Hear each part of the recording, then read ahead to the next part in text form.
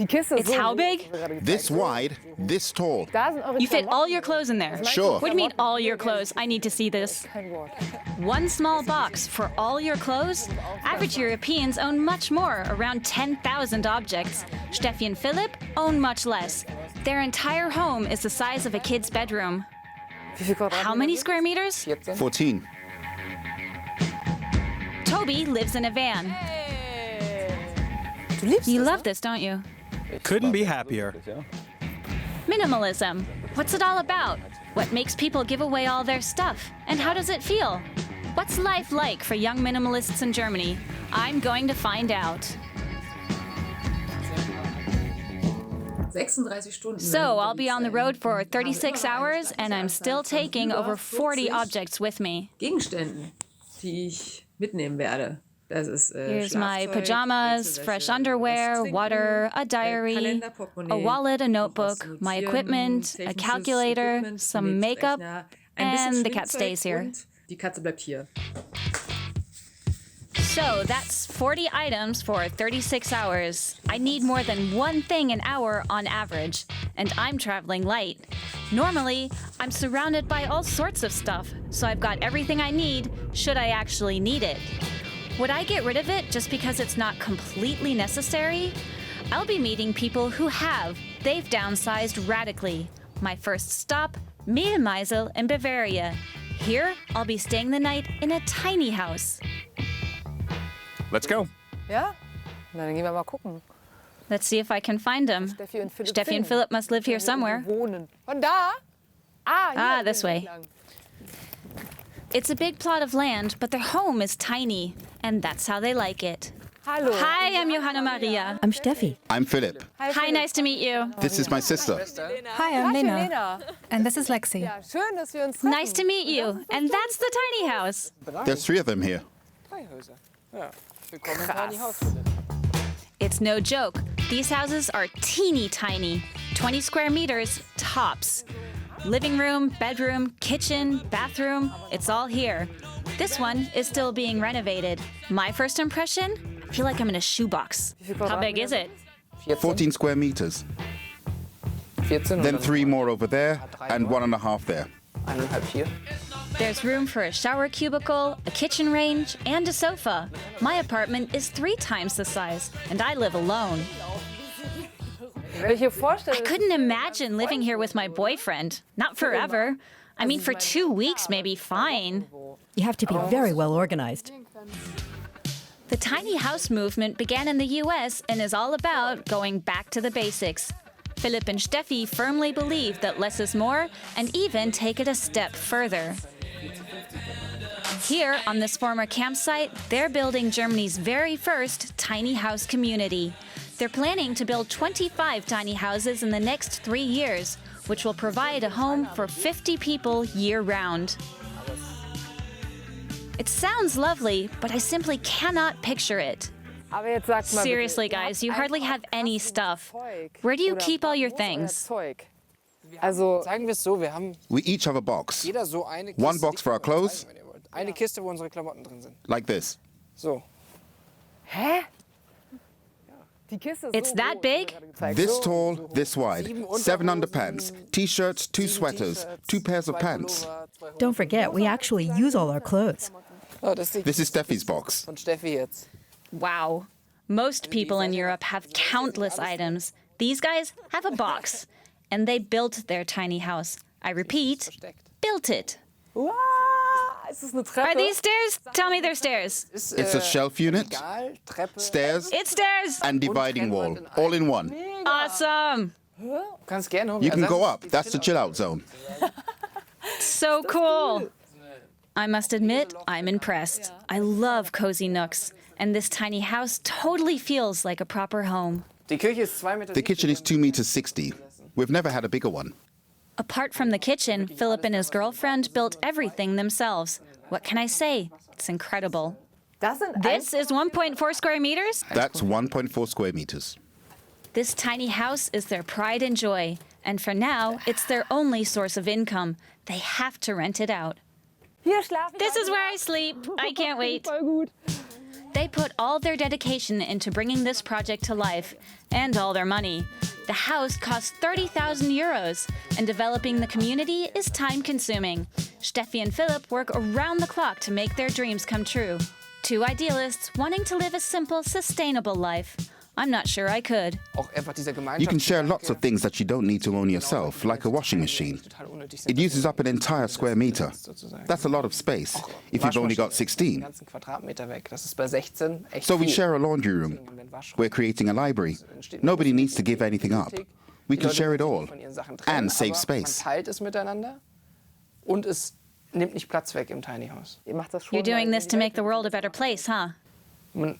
If more people lived like this, it would definitely help. We'd waste less resources. The couple took out a big loan to buy the land. The tiny house village is now their home, and it has to work. They both dropped out of university for this. They caught the tiny house bug in the US, but parking sites for mini homes are still rare in Germany, although the demand is rising. So they're making space for themselves and other pioneers. You have to be pretty brave to do this, I gotta say, and probably a little crazy too. They're completely focused, and they're only in their mid-20s. Lots of people say, oh, at your age, all I did was party. And I tell them, well, we know how to have fun too. Next morning is cold and wet, and I feel a bit like I'm camping. Outside it's pouring. Obviously, not everyone minds though. Half of the 25 homes have already been sold. So just how easy is it to downsize? I've arranged to talk to Alina. She has an entire blog about minimalism. Good morning, Alina. I only want things around me that I need, that serve a purpose, or that I love. I think most people are surrounded by things they never really deliberately chose. They just accumulated them. I'm really interested in what you had to say in your blog about how to lead a more minimalistic lifestyle. I don't think you need to push yourself too far. One of the most basic principles of minimalism is mindfulness. Not just in terms of owning stuff, but in all areas of life, including how we interact with one another. We need to rethink things and ask ourselves why we feel the way we do. Why it's hard to let go of this item or that person. And then learn from that.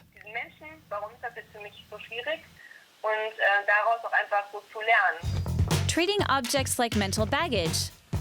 I drag all sorts of stuff around with me in my backpack.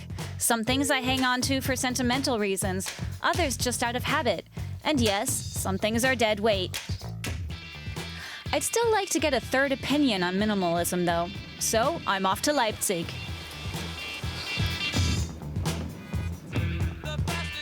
I'm here to visit Tobias. He lives on the parking lot somewhere, in a van. Hey, Taschen! Ja Mensch, hallo. Na? This used to be an ambulance, built in 1992. Toby converted it into a home. It's about 4 or 5 square meters big. Genau, also das Haus. So, you come in through the door. Betritt man ganz klassisch durch die Haustür, genau, dann durch die Diele. That's obviously the hallway. Rechts in der Diele befindet sich die Toilette. Here we have a toilet.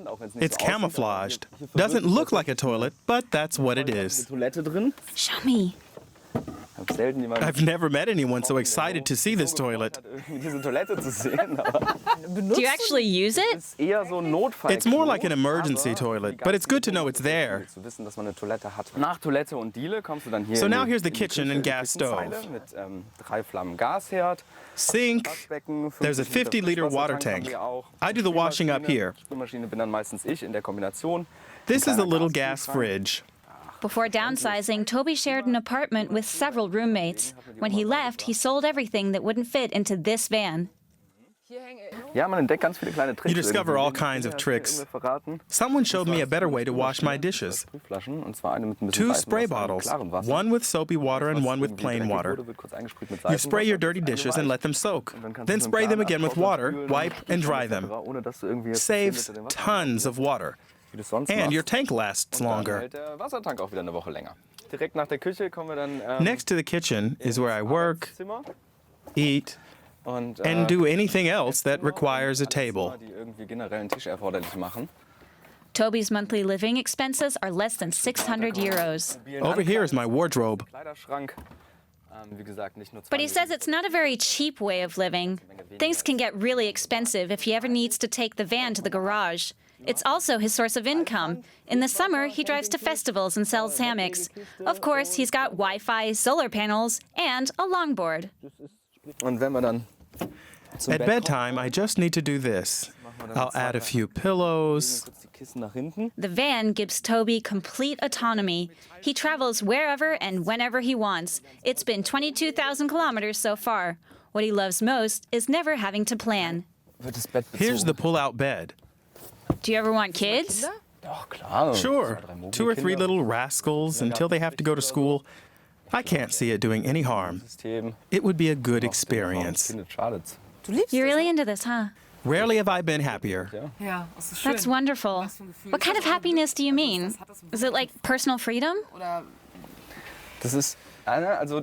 the worries people have, I don't have them. Planning ahead, I go where I like, when I like. If I want to sleep in, I do. Last October, I swore to myself I would never set an alarm again. I wake up when I want to wake up. Just being able to sleep in makes me happy. Toby says the biggest challenge in his lifestyle is combating loneliness. So he often visits old friends to catch up. Today, he's taking his dishes along to save water. As for me, I'm at the end of my 36-hour road trip.